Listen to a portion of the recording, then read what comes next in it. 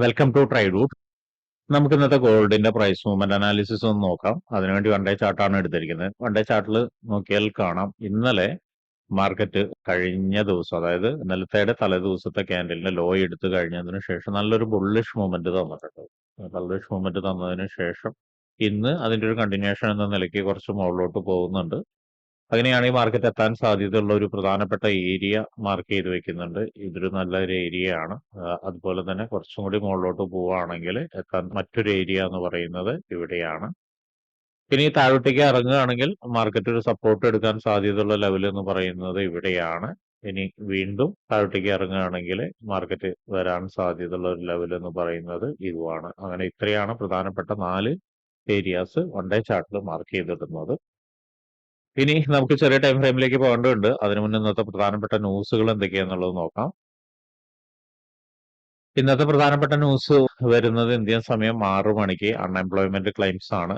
അതിന്റെ previous figure വന്നിരിക്കുന്നത് 233K ആണ്.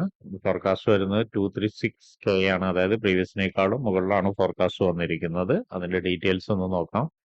ഡീറ്റെയിൽസിൽ യൂഷ്വൽ എഫക്റ്റ് എന്ന് പറയുന്നത് actual less than forecast is good for currency എന്നാണ്. അതായത് ഫോർകാസ്റ്റിനേക്കാളും താഴെ. ഇവിടെ ശ്രദ്ധിക്കേണ്ട കാര്യം എന്ന് വെച്ചാൽ പ്രീവിയസ് ഫോർകാസ്റ്റിനേക്കാളും താഴെയാണ്. അപ്പൊ അങ്ങനെയാണെങ്കിൽ പ്രീവിയസിനേക്കാളും താഴെ വന്നാൽ മാത്രമേ കറൻസിക്ക് ഒരു ബെറ്റർ ഒരു മൂവ്മെന്റ് നമുക്ക് എക്സ്പെക്ട് ചെയ്യാൻ പറ്റുള്ളൂ. അപ്പൊ അതൊന്ന് നോട്ട് ചെയ്ത് വെക്കുക. അപ്പൊ ഇത്രയാണ് ഇന്നത്തെ പ്രധാനപ്പെട്ട ന്യൂസ്. ഇനി നമുക്ക് ചാർട്ടിലോട്ട് പോവാം. 1 അവർ ചാർട്ടിലെ പ്രധാനപ്പെട്ട ഏരിയാസ് മാർക്ക് ചെയ്ത് വെച്ചിട്ടുണ്ട്. ഇനി നമുക്ക് അതിന്റെ പ്രൈസ് റേഞ്ചുകളൊന്ന് നോക്കാം. ആദ്യത്തെ 3198.436 ആൻഡ് 3215.673. ഇതൊരു സപ്പോർട്ടാണ് പറഞ്ഞത്. ഇനി അതിന്റെ മുകളിലുള്ള സപ്പോർട്ടിന്റെ 3235.495 ആൻഡ് 3253.306. ഇനി അതിന്റെ മുകളിലുള്ളത് 3277.150 ആൻഡ് അതിന്റെ മുകളിലുള്ളത് 3293.812. ഇനി റെസിസ്റ്റൻസിന്റെ ആണ് പറയാൻ പോകുന്നത്. 3334.380 ആൻഡ് 3349.044. അടുത്തത് 3359.817 ആൻഡ് 3375.079. അപ്പൊ ഇത്രയാണ് ഇപ്പൊ മാർക്ക് ചെയ്ത് വെക്കുന്നത്. ഇനി മുകളിലോട്ട് ഇന്നലെ മാർക്ക് ചെയ്ത പോലെ തന്നെ മുകളിലോട്ട് ഇനിയും ഏരിയാസ് ഉണ്ട്. ഇന്നലത്തെ ഏരിയകളിൽ പ്രധാനപ്പെട്ട ഒരു ലെവലാണിത്. അത് നോട്ട് ചെയ്ത് വെക്കാം. അതുപോലെ തന്നെ ഇതിന്റെ താഴെ ഒരു റെസിസ്റ്റൻസ് ലെവലും ഉണ്ട്. അത് നോട്ട് ചെയ്ത് വെക്കുന്നുണ്ട്. ഈ ഒരു ഹൈനെ നോട്ട് ചെയ്ത് വെക്കുന്നുണ്ട്. പ്രൈസും കൂടി പറയാം. ആദ്യം വരുന്നത് 3385.254 ആൻഡ് 3392.436. അതുപോലെ മുകളിലത്തെ വരുന്നത് 3419.968 ആൻഡ് 3403.509. അപ്പൊ ഇത്രയാണ് പ്രധാനപ്പെട്ട ഏരിയാസ് 1 അവറിൽ മാർക്ക് ചെയ്യുന്നത്. ഇനി നമുക്ക് 50 മിനിറ്റ്സിലോട്ട് പോവാം. 50 മിനിറ്റ്സിലോട്ട് വരുന്ന സമയത്ത് ഇപ്പൊ മാർക്കറ്റ് നിൽക്കുന്ന ഒരു ലെവൽ എന്ന് പറയുന്നത് അത്യാവശ്യം സ്ട്രോങ് ആയിട്ടുള്ള ഒരു ലെവലാണ്. നോക്കിയാൽ കാണാം, ഇവിടെ നിന്നൊരു സപ്ലൈ, ക്ലിയർ ആയിട്ടുള്ള സപ്ലൈ വന്നിരുന്ന ഏരിയയാണ്. ആ ഏരിയയിലേക്ക് മാർക്കറ്റ് വീണ്ടും റീടെസ്റ്റ് വന്നിട്ടുണ്ട്. ആ ഒരു ഏരിയനെ ഒന്ന് മാർക്ക് ചെയ്ത് വെക്കുന്നുണ്ട്. അതുപോലെ തന്നെ അതിന് ബ്രേക്ക് ചെയ്ത് കഴിഞ്ഞാൽ മുകളിൽ നിന്ന് അടുത്തൊരു സപ്ലൈ സ്റ്റാർട്ട് ചെയ്ത ഒരു ഏരിയ ആണ്. അപ്പൊ അതും ഒന്ന് നോട്ട് ചെയ്ത് വെക്കുക. ഇനി 50 മിനിറ്റ്സിന്റെ മറ്റൊരു സപ്പോർട്ട് ഏരിയ എന്ന് പറയുന്നത് ഇവിടെ ഒരു സപ്പോർട്ട് ഏരിയ ഉണ്ട്. അതിനൊന്ന് മാർക്ക് ചെയ്ത് വെക്കുന്നുണ്ട്. സോ ഇനി നമുക്ക് എൻട്രി സാധ്യതകളൊന്ന് നോക്കാം. ഇപ്പൊ നിൽക്കുന്ന ഒരു ഏരിയയിൽ നിന്നിട്ട് മാർക്കറ്റ് ഒന്ന് താഴോട്ടേക്ക് ഇറങ്ങി കഴിഞ്ഞാൽ, അതായത് ഈ ഒരു ലെവലിലേക്ക് നമ്മൾ നേരത്തെ വരച്ചു വെച്ചിരിക്കുന്ന ഈ ഒരു സപ്പോർട്ട് ലെവലിലേക്ക് ഇറങ്ങി കഴിഞ്ഞിട്ട് ഒരു നല്ലൊരു കൺഫർമേഷൻ കിട്ടുകയാണെങ്കിൽ നമുക്ക് അടുത്തൊരു എൻട്രി എക്സ്പെക്ട് ചെയ്യാവുന്നതാണ്. ഈ റെസിസ്റ്റൻസ് ലെവൽ വരെ ഒരു എൻട്രി എക്സ്പെക്ട് ചെയ്യാവുന്നതാണ്.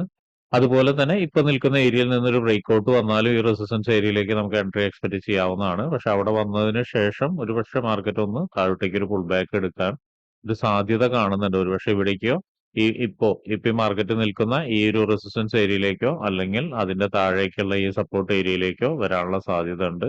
കൺഫ്യൂഷൻ ഒഴിവാക്കാൻ വേണ്ടി സപ്പോർട്ട് ഏരിയയുടെ കളർ ഒന്ന് ചേഞ്ച് ചെയ്തിടുന്നുണ്ട്. ഇതും ബ്രേക്ക് ചെയ്ത് കഴിഞ്ഞാൽ അടുത്തൊരു ലെവൽ എന്ന് പറയുന്നത് ഇവിടെയാണ്. ഈ ഒരു ലെവലിൽ എത്രത്തോളം റെസ്പെക്ട് ചെയ്യുന്നുള്ളൊരു ചെറിയ സംശയമുണ്ട്. കാരണം മാർക്കറ്റ് നോക്കിയാൽ കാണാം, ഒരു ഡൗൺ ട്രെൻഡിന്റെ ഒരു ലോയാണിത്. അപ്പൊ ഇവിടുന്നാണ് വരുന്നതെങ്കിൽ, അല്ലെങ്കിൽ ഇവിടുന്ന് മാർക്കറ്റ് നല്ല രീതിയിൽ താഴോട്ടേക്ക് വരുന്നതെങ്കിൽ ഇതിനെ ബ്രേക്ക് ചെയ്ത്, അതായത് ഈ ലോയിനെ ബ്രേക്ക് ചെയ്ത് വീണ്ടും മാർക്കറ്റ് വരാനുള്ള ഒരു സാധ്യത കാണുന്നുണ്ട്. അങ്ങനെയാണെങ്കിൽ അടുത്ത ലെവൽ എന്ന് പറയുന്ന ഇത് ഈ കാണുന്ന ലെവലാണ്. ഇത് നമ്മൾ ഓൾറെഡി മാർക്ക് ചെയ്ത് വെച്ചതുകൊണ്ട് ഇവിടെ ശ്രദ്ധിക്കേണ്ട കാര്യം കഴിഞ്ഞ ദിവസങ്ങളിലൊക്കെ പറഞ്ഞിട്ടുണ്ടായിരുന്നു. ഇവിടെ നിന്നാണ് നല്ലൊരു ഡിമാൻഡ് ക്രിയേറ്റ് ചെയ്തിരിക്കുന്നത്. ഒക്കെ കാണാം വലിയൊരു മൂവ്മെന്റ് വന്നിരിക്കുന്നത് ഇവിടെ നിന്നാണ്. അപ്പൊ അവിടേക്ക് വരികയാണെങ്കിൽ ഒരുപക്ഷെ വീണ്ടും മാർക്കറ്റ് ഒരു സപ്പോർട്ട് എടുത്തിട്ട് മുകളിലോട്ട് തന്നെ കുറച്ച് സഞ്ചരിക്കാൻ സാധ്യത കാണുന്നുണ്ട്.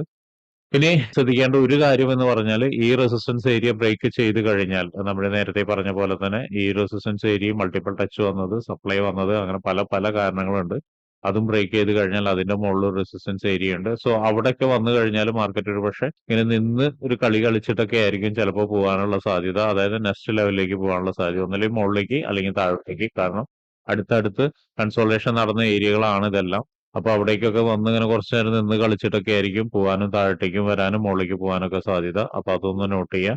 ഇപ്പൊ ട്രേഡ് എടുക്കുന്ന ആളുകൾ ശ്രദ്ധിക്കേണ്ട കാര്യങ്ങൾ എന്ന് പറഞ്ഞാൽ കൃത്യമായി ഏരിയാസ് മാർക്ക് ചെയ്ത് വെച്ചിട്ടുണ്ട്. ആ ഏരിയയിലേക്കൊക്കെ വരുന്ന സമയത്ത് എങ്ങനെയാണ് മാർക്കറ്റ് ബിഹേവ് ചെയ്യുന്നത് എന്നുള്ളത് നോക്കുക. എന്നിട്ട് മാത്രം ട്രേഡ് എടുക്കുക. മാർക്കറ്റ് അവിടെ വന്നു എന്ന് വിചാരിച്ചിട്ട് ഡയറക്റ്റ് ട്രേഡ് എടുക്കാൻ ശ്രമിക്കരുത്. കൺഫർമേഷൻ ഇല്ലാതെ ഒരിക്കലും ട്രേഡ് എടുക്കുകയും ചെയ്യരുത്.